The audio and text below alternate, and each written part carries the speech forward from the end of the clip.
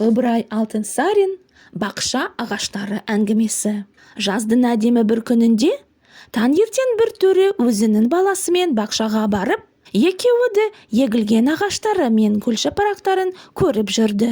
«Мынау ағаш неліктен тіптік? Ана біреуі неге қысық біткен?» деп сұрады баласы. «Оның себебі, балам, анау ағашты бағу қақымен өсірген. Қысық бұтақтары болса өсіп, мынау ағаш бағусыз өз шығу қалыбымен өскен», деді атасы.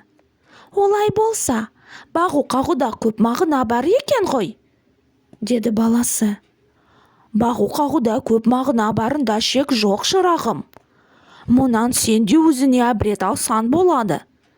Сен жас ағашсың, саған да күтім керек.